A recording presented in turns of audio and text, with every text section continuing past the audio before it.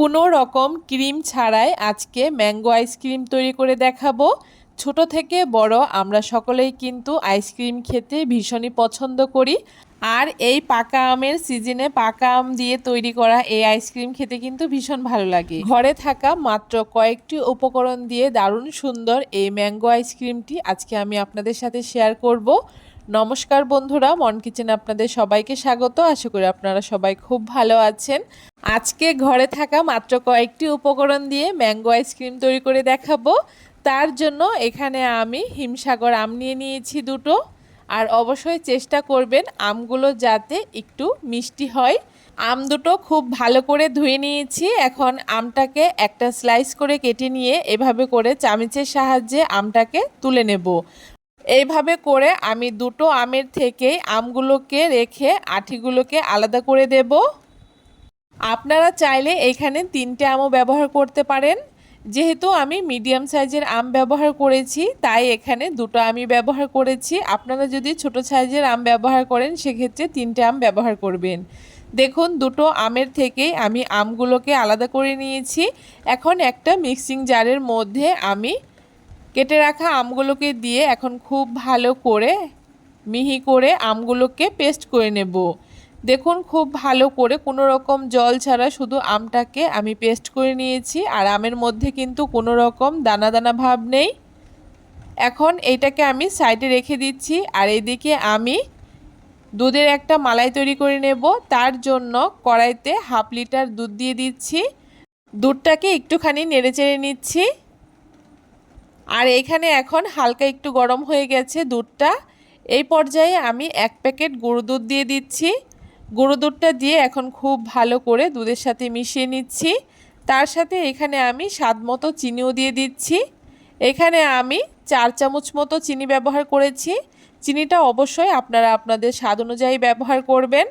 আপনারা যদি আইসক্রিমের মিষ্টিটা একটু বেশি পছন্দ করেন সেক্ষেত্রে এখানে 5 থেকে 6 চামচ মতো চিনি ব্যবহার করবেন।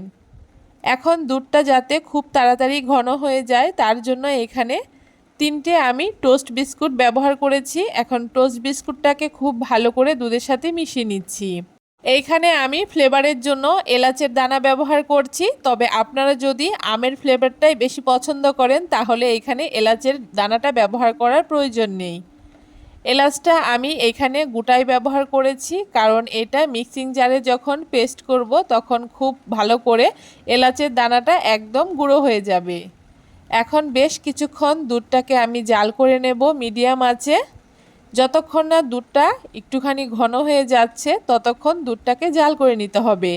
আর মাঝে মাঝে অবশ্যই দুধটাকে একটুখানি নাড়িয়ে দিতে হবে যাতে তলায় না লেগে যায়। এইভাবে করে বেশ কিছুক্ষণ আমি দুধটাকে জাল করে নিয়েছি। আর দেখতেই পাচ্ছেন দুধটা কিন্তু বেশ অনেকটা গাঢ় হয়ে গেছে। এই পর্যায়ে কিন্তু আমি গ্যাসটাকে বন্ধ করে দেব আর এটাকে নামিয়ে নেব, কারণ এই দুধের মালাইটা ঠান্ডা হয়ে যাওয়ার পরে আরও কিছুটা গাঢ় হয়ে যাবে। দুধের মালাইটাকে নামিয়ে ঠান্ডা করে নিয়েছি। এখন এইদিকে যে আমটা আমি পেস্ট করে রেখেছিলাম সেই আমের মধ্যে এই দুধের মালাইটাকে দিয়ে দিচ্ছি। আর দুধের মালাইটা কিন্তু এখানে ঠান্ডা করে নেওয়ার পরেই ব্যবহার করতে হবে, গরম মালাই এখানে ব্যবহার করা যাবে না। এখন আবারও খুব ভালো করে মিক্সিং জারে নিয়ে আমি খুব ভালো করে পেস্ট করে নিচ্ছি। আর খুব সুন্দর একটা ক্রিমি ভাব চলে এসছে, দেখতেই পারছেন। এখন এখানে আইসক্রিমগুলোকে বসানোর জন্য আমি এখানে ছোট ছোট কফি কাপ ব্যবহার করেছি। তবে আপনারা চাইলে কিন্তু আইসক্রিমের মোল্ডেও আইসক্রিমগুলোকে বসিয়ে নিতে পারেন। এইখানে আমি কয়েকটা কাজু আর পেস্তা কুচি করে নিয়েছি। এখন আইসক্রিমগুলোকে ঢালার আগে আমি এখানে কফি কাপের নিচে এই ড্রাই ফ্রুটসগুলোকে দিয়ে নিচ্ছি। এতে কিন্তু আইসক্রিমগুলো খেতে ভীষণ ভালো লাগে। সবগুলো আইসক্রিমের মোল্ডের মধ্যে আমি ড্রাই ফ্রুটসগুলোকে দিয়ে নিয়েছি। এখন পেস্ট করে রাখা আম আর মালাইয়ের মিশ্রণটাকে এইভাবে করে কফি কাপের মধ্যে ঢেলে নিচ্ছি।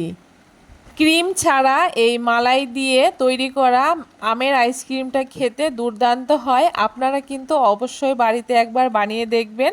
আশা করি আপনাদের খুব ভালো লাগবে। আর বানানো কতটা সহজ আপনারা কিন্তু দেখে বুঝতেই পারছেন। সবগুলো কফি কাপের মধ্যে আমার আইসক্রিমটা ঢেলে নেওয়া হয়ে গেছে। এখন এক একটা করে আইসক্রিমের কাঠি এভাবে করে মাঝখানে দিয়ে দিচ্ছি। আপনারা চাইলে কিন্তু উপরে একটা প্লাস্টিক দিয়ে ঢাকা দিয়েও দিতে পারেন। এখন আইসক্রিমগুলোকে এক এক করে আমি ডিপ ফ্রিজে রেখে দেব। ডিপ ফ্রিজে রেখে 10 থেকে 12 ঘন্টার জন্য রেখে দিচ্ছি। আপনারা চাইলে কিন্তু তার থেকে বেশি সময় রাখতে পারেন। সবগুলো আইসক্রিম এখানে আমার ডিপ ফ্রিজে রেখে দেওয়া হয়ে গেছে। 12 ঘন্টা পরে আমি আইসক্রিমগুলোকে বের করে নিয়েছি। আর আইসক্রিমের কালারটা কতটা সুন্দর হয়েছে আপনারা দেখে নিশ্চয়ই বুঝতে পারছেন। এখন আমি আইসক্রিমগুলোকে ডিমোল্ড করে নেব।